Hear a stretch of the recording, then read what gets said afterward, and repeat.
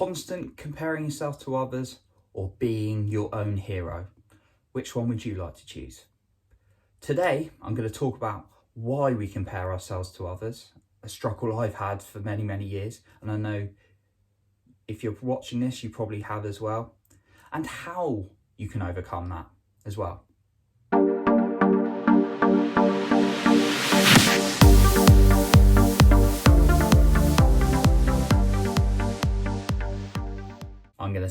I'm going to say it. So if you want to get more value on self-esteem, confidence and personal growth tips, just hit the subscribe button to subscribe to my channel. So I've been terrible with comparison in the past. I just remember growing up as a teenager and through my 20s, always looking at what the popular lad was or the high status celebrity was doing and then trying to dress and adapt myself more to them. But it really, really damaged me and kind of stopped me from accepting myself and liking myself more. So I started applying habits that made me feel good about being me. And I touched on the previous video that my self-acceptance and self-worth is something I'm still working on and trying to develop. But I've been doing all these little habits and actions that make me feel good about me being me. Okay, brace yourself for a big word. And yes, it's actually a word that exists. It's not a word that Jonny makes up, even if you think I make up words, but it's not made up. Anyway, so if you've read the Chim Paradox, and that's not the word, is it? Or is it? The word is limbic, the limbic part of the brain. So if you've read the book, brilliant. You'll probably know what I'm talking about. If you haven't, I'd recommend you read the Chim Paradox by Dr. Steve Peters. And it talks about the limbic part of your brain, the brain function that tries to keep you alive, keeps you to survive. And then it talks about the human part of the brain, the frontal lobe part of the brain that keeps you thinking rationally. But the human part of the brain can't outmuscle the chimp. The chimp will always win, the limbic part of the brain. But you can manage the limbic part, the survival part. Now, what the survival part of the brain is doing in comparison is it's looking out at what other people are doing and it wants to fit in some ways. Some people have got over this, but in some ways you want to fit in so you're not on your own, you're not trying to survive on your own. And by comparing ourselves, that's what it's doing. It's saying, right, what are the dangers, what do I need to do? And the limbic part is not designed to keep you happy, and therefore that's why self-comparison can be such a struggle for some of us. Now, obviously, there are some cases in this world where we want to obey by the laws and reasonable social norms, such as going to a dinner party when you're dressed up smart. You wouldn't turn up dressed as a duck. That probably shows some insight into how random my brain is. But yeah, you wouldn't go dressed as a duck or washing machine, done that one as well. You would go dressed up smart because you want to fit in. But there are times where we start to compare ourselves so much that it makes us miserable.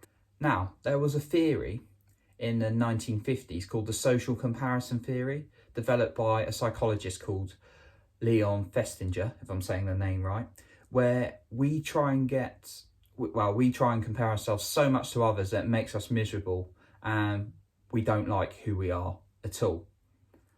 So you can see from my explanation, well, hopefully from my explanation of the survival part of the brain trying to fit in so we don't fall out of line and we can keep surviving, and trying to get validation from others so we can fit in, why we can compare ourselves so much. Now, some people have it more under control than others. Some people are able to stop comparing themselves and just be them. But there are those of us who compare ourselves constantly. Like any of my talks, I'm going to emphasize you have to train yourself to be able to not compare yourself as much and accept being you.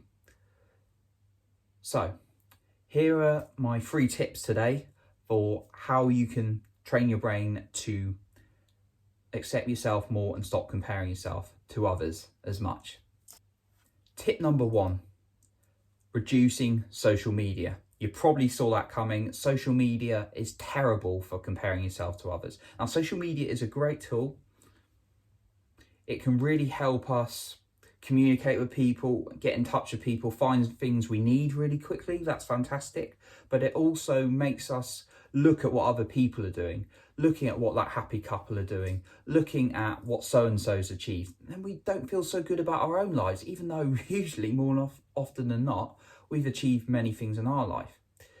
Now, I've had a fair share of dating struggles, and when I go onto social media and see all these happy couples like in different places, I start feeling bad. So when I started reducing my social media intake, it made me feel better.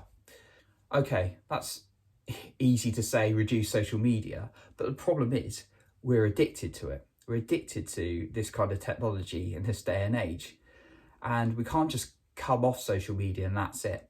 And I've tried that. So what I would suggest is finding slots in your day where you can have a social media free zone, where you can focus on yourself, whether it's personal growth or going out for a walk or just even enjoying your TV program.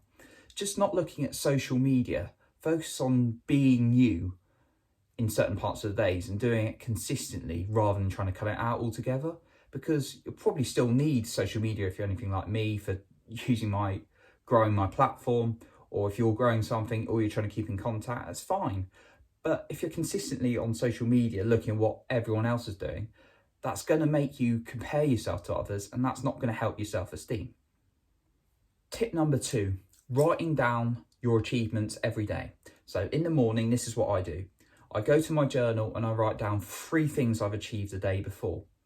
And these don't have to be massive things. These can be very, very simple things. So it might be something like, I produced a report for my boss.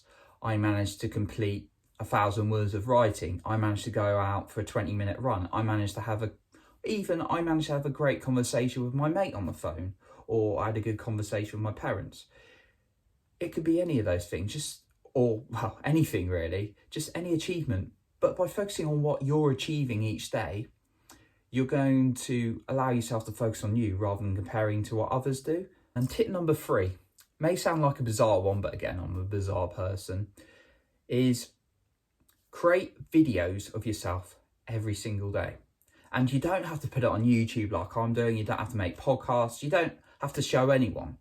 But making little videos and watching yourself back on video is going to allow you to accept you.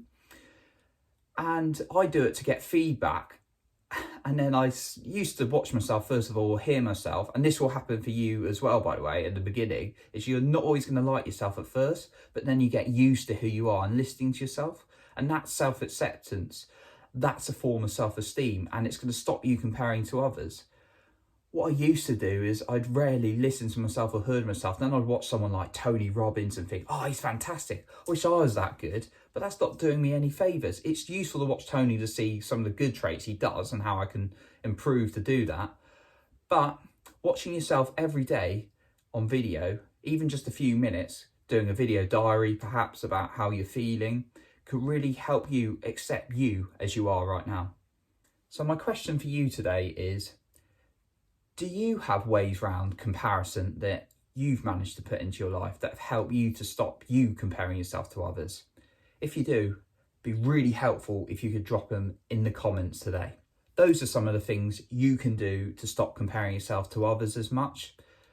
Just focusing on yourself is really, really important, but you can do that by writing out your achievements, doing video diaries for yourself, or cutting down your social media hours so you're not constantly looking at what other people are doing. If you would like some more tips on how to reduce self-comparison and actually how you can stop getting external validation from people, I've actually got a free guide on my website. Just go on to jonnypardoe.com where you can download it for free at the moment. Just to wrap up today, I hope you've got some value from my tips today and understanding why we compare ourselves to others. You can find more from me, as I've mentioned, on my website, jonnypardoe.com, or you can find me on social media. Just type in Jonny Pardoe into Facebook, Instagram, or LinkedIn. Find any of my books on Amazon.